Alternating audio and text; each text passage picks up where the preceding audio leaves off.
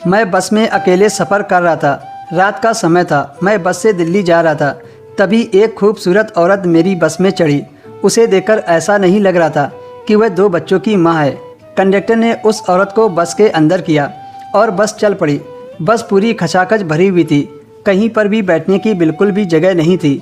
मेरी बगल वाली सीट पर जो व्यक्ति बैठा था उसकी मंजिल आ गई थी और वह उतर गया। मैंने तो सबसे पहले भगवान का शुक्रिया अदा किया कि अच्छा हुआ वह आदमी उतर गया। जैसे ही मेरी आंख लगती थी तो वह खर्राटे लेने लगता था, जिसकी वजह से मुझे नींद नहीं आ रही थी। उसकी वजह से मुझे बहुत दिक्कत हो रही थी। ऊपर से ठंड थी तो हालत वैसे ही ख़राब थी। वह औरत जो 2 बच्चों के साथ चढ़ी थी वह मेरे बगल वाली सीट पर आकर बैठ गई। मुझे देखकर वह औरत थोड़ी शर्मा रही थी। मैंने उसे हल्की सी मुस्कान दी और बस चल पड़ी। टूटी हुई खिड़की से हवा आ रही थी और मुझे ठंड लगने लगी थी। क्योंकि नवंबर का महीना था, उस औरत को भी ठंड लगने लगी थी। उसने अपने बैग से एक चादर निकाली और खुद को और अपने बच्चों को ढक लिया। मुझे तो ठंड इतनी लग रही थी कि मेरा शरीर ठंड से कांपने लगा। मुझे इस तरह से कांपते हुए देखकर मेरे बगल में बैठी औरत ने मुझसे कहा, आप बुरा ना मानो तो आप मेरे बैग से एक चादर ले सकते हैं, मेरे पास एक चादर एक्स्ट्रा है। मैंने बिना देर किए हुए उस औरत को हाँ कह दिया। मेरे पास और कोई रास्ता नहीं था। उस औरत की दी हुई चादर को मैंने तुरंत ओढ़ लिया।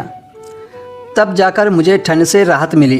धीरे धीरे इसी तरह से उस औरत और मेरे बीच में बातें होने लगी। बातों ही बातों में उसने मुझे बताया कि वह अभी अपने घर जा रही है। उसने बताया कि उसके पति इस दुनिया में नहीं है और वह यहाँ बिल्कुल अकेली रहती है। मैंने उससे पूछा कि फिर वो अपने बच्चों को कैसे पाल रही है। उसने बताया कि वह एक फैक्ट्री में काम करती है, यही वजह है घर आते वक्त रात हो जाती है। उसकी सूरत ऐसी थी कि उसकी मासूमियत पर कोई भी फिदा हो जाता। वह बहुत सुंदर थी। मेरी तो नज़रें उससे हट ही नहीं रही थी। हाईवे पर बस बहुत तेज़ी से चल रही थी। तभी एक जगह बस अचानक से रुकी। ड्राइवर ने ब्रेक इतनी तेज़ी से लगाई कि वह औरत मेरे सीने से टकरा गई। मेरे इतने करीब आकर वह शर्माने लगी और जल्दी से पीछे हट गई। मैं अंदर ही अंदर बहुत खुश हो रहा था और ड्राइवर का शुक्रिया कर रहा था जो उसने इतनी तेज़ी से ब्रेक लगाई। मुझे अपनी बीवी से दूर हुए करीब 2 महीने हो गए थे। इन 2 महीनों में अभी तक किसी औरत का शरीर मुझसे नहीं टकराया था।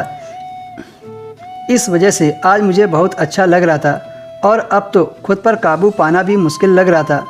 बस फिर से चलने लगी। सरकारी बस थी तो हिल ज़्यादा रही थी। धीरे धीरे वह औरत मेरे करीब आने लगी। बस में सभी लोग गहरी नींद में सो गए थे। हम लोग तो सबसे लास्ट में बैठे थे। इस वजह से हमारी नज़र सब लोगों पर थी।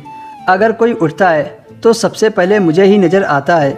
मैंने अपनी चादर ओढ़ ली और सोने का नाटक करने लगा। बस चल रही थी और हमारा शरीर एक दूसरे से टकरा रहा था। कुछ देर बाद वो औरत उठी और मेरी गोद में बैठकर बोली, आज तुम मुझे अपनी बीवी समझ लो और पूरी रात मेरे साथ